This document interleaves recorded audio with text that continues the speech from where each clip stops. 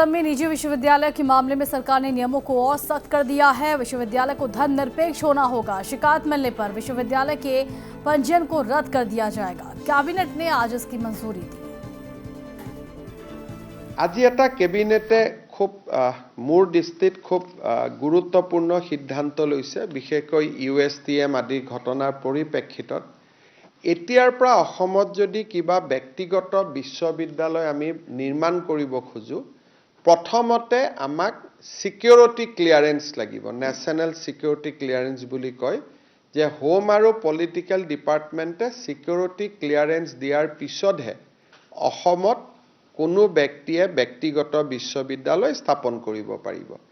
আজি আৰু দ্বিতীয়তে ব্যক্তিগত বিশ্ববিদ্যালয়সমূহ যিসমূহ অসমত ব্যক্তিগত বিশ্ববিদ্যালয় থাকিব, তেওঁলোক সম্পূৰ্ণ ধৰ্ম নিৰপেক্ষ হৈ থাকিব লাগিব। ধৰ্মান্তৰকৰণ আদি জাতীয় বিষয়বস্তুৰ লগত তেওঁলোকে প্ৰত্যক্ষভাৱে পৰোক্ষভাৱে জড়িত হ'ব নোৱাৰিব। তিনিটা কথা, যে প্ৰথম অসমত ব্যক্তিগত বিশ্ববিদ্যালয় স্থাপন কৰিব বিচাৰিলে ৰাষ্ট্ৰীয় নিৰাপত্তাৰ দৃষ্টিভংগীৰ পৰা সিকিউৰিটি ক্লিয়াৰেন্স লাগিব।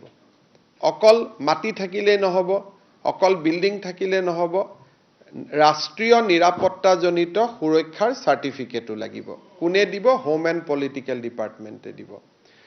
দ্বিতীয়তে এই বিশ্ববিদ্যালয়সমূহ সম্পূৰ্ণ ধৰ্ম নিৰপেক্ষ হ'ব লাগিব আৰু তেওঁলোকে প্ৰত্যক্ষ বা পৰোক্ষভাৱে নিজকে ধৰ্মান্তৰকৰণৰ দৰে বিষয়ৰ লগত জড়িত কৰিব নোৱাৰিব।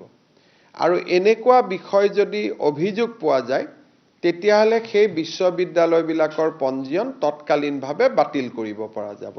এই ধৰণে আজি অসম কেবিনেটে অসম প্ৰাইভেট ইউনিভাৰ্চিটি এক্টখন অত্যন্ত কঠোৰ কৰাৰ বাবে সিদ্ধান্ত গ্ৰহণ কৰে।